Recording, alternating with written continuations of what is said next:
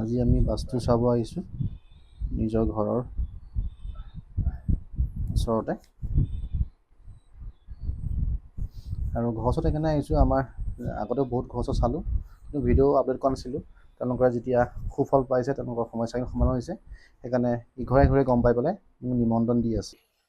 এতিয়া আমি ঘৰৰ মেজাৰমেণ্ট ল'ম নক্সা বনাবৰ কাৰণে, আৰু আমি নক্সা বনাম আমাৰ গ্ৰেডিং কৰিবৰ কাৰণে, যিটো অট'কেড ড্ৰয়িং কৰি, যিটো জৰিয়তে আমি এটা সঠিক ৰিজাল্ট দিব পৰা হয়, বাস্তুৰ ওপৰত ক'ত কি ভুল হৈছে কি ভুল নাই চাব পৰা হয়।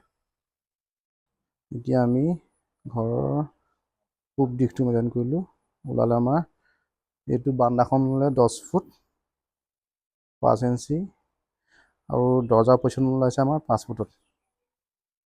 Okay, foot 8.5. আমাৰ ঘৰৰ অট'কেড ড্ৰয়িং বনাই প্ৰায় সম্পূৰ্ণ হৈছে। আমি এতিয়া গ্ৰেডিং ল'ম।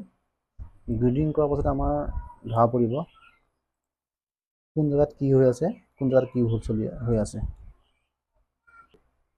আমি ভুলখিনি ধৰাৰ পাছত আমি তাৰ সমাধানটো তাৰপাছত দিব পাৰিম। আমি তেতিয়া আমি সঠিক সমাধান দিব হ'লে আচলতে আমাৰ অট'কেড ড্ৰয়িং কৰিবলৈ গ্ৰেডিং কৰিলে সঠিক আমি কোন দিশত কি ভুল আছে আমি ধৰা পৰে, আৰু আমি তাৰ সঠিক সমাধান দি পেলাই মানুহৰ সমস্যাখিনি সমাধান হোৱাত সুবিধা হয়। ফাইনেন্সিয়েল প্ৰব্লেম হৈ থাকে মানে আপোনাৰ, আৰু মাইণ্ডটো স্থিৰ হৈ নাথাকে, মানে অস্থিৰ হৈ থাকে। আপোনাৰ এই পূবটো এনেকুৱা দিশত পৰিলে, মানে আমাৰ ডিগ্ৰী চাবলৈ আমাৰ এইটো কিমান ডিগ্ৰীত পৰিলে 90। গোঁসাই ঘৰ জেগাটো মানে এই পৰ্যন্ত হ'ব, নৰ্থ ইষ্ট এই পৰ্যন্ত হ'ব। ইয়াতে বনাই দিলেও হেৰি ষ্টেণ্ড লগাই পেলাই কৰিলে সেইফালে লাগিব, মানে সেইফালে পঢ়ি মুখখন নকৰিবি, ইয়াতো মানে পটকে মৰাব কথাবিলাক।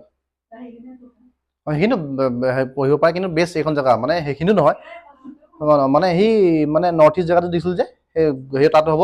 আৰু এই জেগাটো ধুনীয়া জেগা পৰিছে জেগাটো, খালি মুখখন এইফালে দি পঢ়িবলৈ, মানে এই টেবুলখন মানে ইয়ালৈ আনি পেলাই তাত টেবুলখন ইয়াত ৰাখিব, চকীখন ৰাখিব লাগিব। অঁ, এই আপোনাৰ যিখিনি ক'লোঁ বুজি পালে ন? বুজি পোৱা হ'ল ক'ত কি কৰিব লাগিব, কি কৰিব নালাগে। অঁ, এই এলুমিনিয়াম ষ্ট্ৰিপ হ'ব আমাৰ এইপিনে হালধীয়া, আৰু চাউথ ৰুমটো ডাউন যে আছে, আমি তাত এই ট্ৰিটমেণ্ট কৰিলে হৈ গ'ল। আৰু লেট্ৰিন বাথৰুমৰ আমাৰ ভুল জেগাত ট্ৰিটমেণ্ট কৰিলে হৈ গ'ল। তাৰপৰা হৈ যাব।